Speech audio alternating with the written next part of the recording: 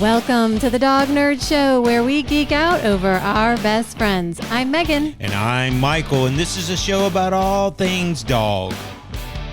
Hey, everybody. Today, we are going to talk to you about canine agility.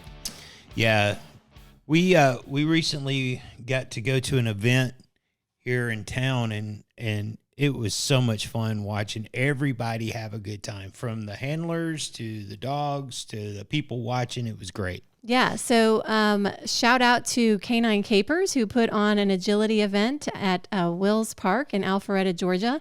Yeah, I had permagrin on my face just watching all the dogs and their handlers have a good time. So before we jump into it, you want to remind them of something? Yeah, so hey, please hit that thumbs up button down there. That really helps us out. Subscribe. There's a notification bell over there. It's free. It doesn't cost anything. Go ahead, click on that, and it lets you know when we got videos coming out. We do these every 2 weeks, so we really look forward to having you join our team over here at Team Dog Nerd. Yes, absolutely. So canine agility is a super fun sport to do with your dog. And we actually got involved in it with Riley back in the day. Yep.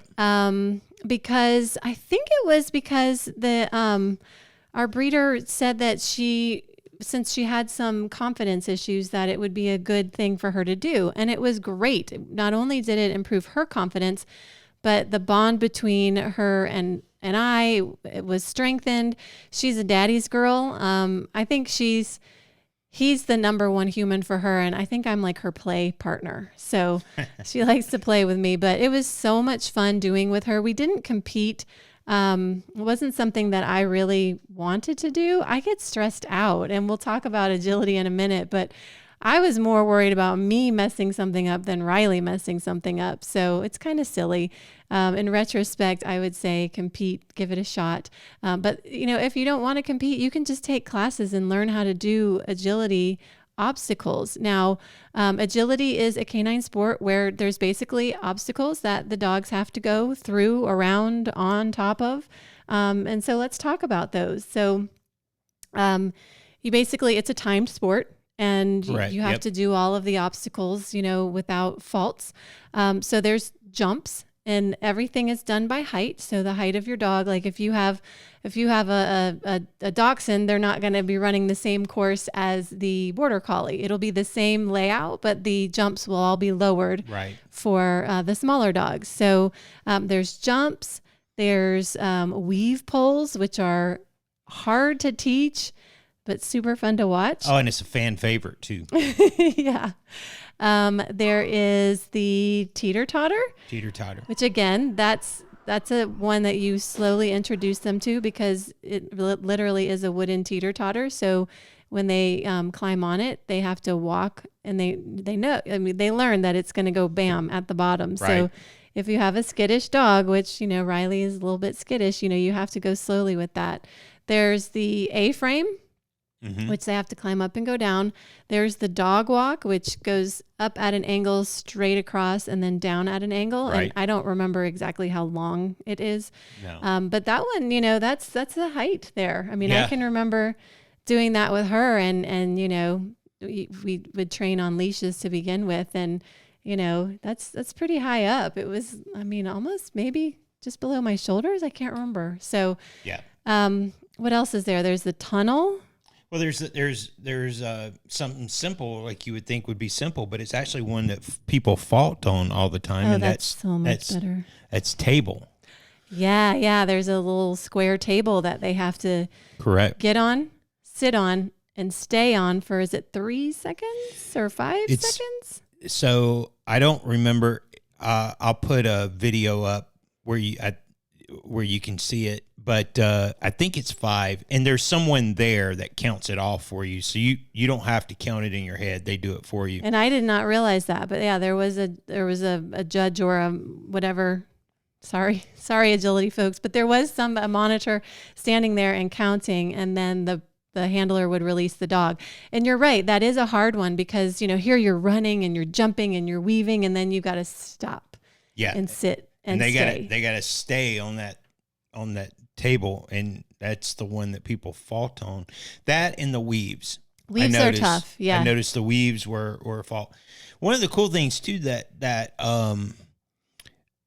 starting this year, 2021 in February, the AKC came up with a new category. So there's 3 classes, or actually 2 classes. There's standard, and then there's ACT 1 and 2, but there's also ACT 1J and 2J. We're getting in the weeds here. Sorry, folks. We'll be basic. But the reason why I bring that up is because in those categories, you don't have the teeter, you don't have the dog walk. You have a jump, and then you have like maybe a tunnel. We forgot tunnel. I said tunnel. Oh, you did? Yeah. So you have the weave poles, jump, and a tunnel. So you don't have the teeter, you don't have the dog walk, you don't have the A-frame, you don't have the table. And so that's probably a good place to start. I don't know. I well, maybe. That's why they did it. That's why they did it, was to kind of get more people into it. Oh, okay. Well, that makes sense, because some dogs don't want to do certain things, but it's really fun because it's for dogs of all ages and sizes. I remember in our class we had a tiny little Papillon that was incredible, and we had a Doberman that she was fantastic. We had a Borzoi, and that poor Borzoi, they're a tall hound, yeah. And they, just to get down into that tunnel, Denali was the Borzoi's name. Right. And Denali was so graceful, not super fast, but very graceful. And when he would get to that tunnel, I'd always feel for him. As a tall person myself, I would feel for him. I'm like, oh, buddy. Yeah. But he did it great. And they say the tunnel can be tricky because, some dogs don't like going through it because it's dark. So they recommend you start training with a straight tunnel, where you have a friend working with you and you peer down the end so they can see you, and then give them a reward or a treat, something fun. But then you can start putting a bend into the tunnel and then really get the curve in it, because it's like a blind curve. Correct. We were watching a video where they said sometimes they what do they call it? They get tunnel suck. Yeah. Sometimes dogs love the tunnel so much that they get tunnel suck, and they'll go off course just to go through the tunnel because they love it. Go back and forth through the tunnel. They love it so much. And that is the tricky part of agility, is you are being judged on your dog's, basically paying attention, you and your dog working together. So, it's very easy for dogs to get excited in these situations and to go through the tunnel over and over, or get zoomies or whatever. So it really is about how you and your dog work together and how they're listening to you. You're teaching them where to go. And we will definitely link up to a YouTube page that is by an agility judge. Right. Way more knowledgeable than us. She's been judging and doing it for 20 years. Right. So what was it called? Dog Spot? I don't know. We'll put it down in the description, though. Shoot. Yes, we'll put it in the description. But she's got great videos that really talk about the technical side of things. And if you take a class, you will learn, start the dog weaving on the left side of the poles. Or you'll notice on A-frames, teeters, and the dog walk, there's usually yellow paint at the bottom, that they have to make contact. Their paws have to make contact with that yellow. So sometimes, like a border collie that's racing through the course, might jump off the A-frame before they've touched, before their front paws have hit that yellow. So that's contact is something you have to teach them as well. So we had a really great class. If you're local to the North Atlanta area, it was Alchemy Dog Training with Ann Jones. She was fantastic. Absolutely. So check them out. I think they've moved locations, but she's great. And if you're not local to Atlanta, if you go to the AKC, they've got tons of information there, and they've got a listing of AKC certified places where you can go and learn, take a class. They go over the rules. They go over the class categories, so you can see where you start and where you can end up and how you title. And yeah, like we saw that one woman and her dog won that mock baton. Right. And, again, we would have to really research to know what everything means, but you have to, get so many titles to get that. And that Right. was very exciting to see her with that. I also, since you mentioned the AKC, want to mention too that mixed breeds can do this as well. That's correct. And they have to be registered through the Canine Partners Program. So if you're AKC, your dog, if you have a purebred dog, it has to be registered through the AKC. And then for mixed breeds, just they need to register through the Canine Partners Program. And I don't know about this for sure, but I would guess there's agility that is not AKC agility. I don't know. I know think it. probably is. I know everything that we saw was AKC. So there may be. At the end of the day, it's about getting out and having fun with your best friend, and there's all kinds of classes. There's classes for herding group, and there's classes for working group. Not and classes, stuff. but trials. Yeah, trials. I'm sorry. Some trials will be open to every breed, and then some herding groups will just do a herding group agility. Right. But just know this: it's a great time. It's a great experience, and I tell you, it was fun to watch the camaraderie and from with the contestants and everybody rooting each other on. That was cool. Yeah. There was definitely a spirit of great sportsmanship where people were happy for others who accomplished things, or certain dogs. I think I heard someone say there were several dogs that all missed something, and they were kind of talking about why they thought they had missed something at a particular point. Great, great sportsmanship. And you guys, this is a wonderful activity to grow your relationship with your dog. If you have a high energy dog who loves activity, that's why Border Collies exceed at this, because they need that outlet. It's good for their energy level. It's great for their mental stimulation, because they're having to use different parts of their brains, right, to do these courses. Oh, and we should add, this is the part that I think I was worried most about trying to do this, as a competition, is every course is different.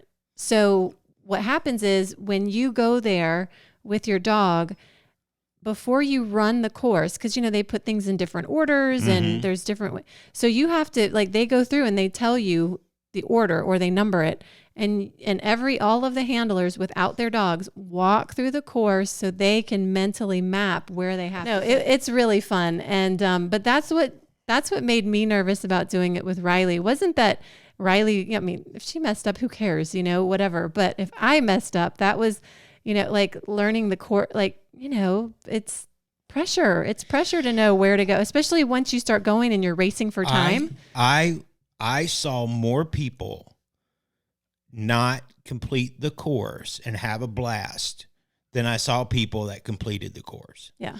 And what I mean by that is they were out there with seasoned dogs and then dogs that had never done it before, and everybody had a smile on their face. Everybody was having a blast. The dogs don't know that they did something wrong, right? So I saw more people not do the course correctly and have fun. So don't worry about that. It's the competition is there, but you're not competing against anybody else. You're competing against yourself. You kind of are, because the fastest dog wins. But you are. You really need to look at it as a great day of fun with you and your dog, a great bonding experience, and a great experience to bond with other people. We met some great people out there, and we were just there to get footage and watch a little bit. So definitely, if you do agility with your dogs, please let us know, especially if we bungled something in this or forgot to mention a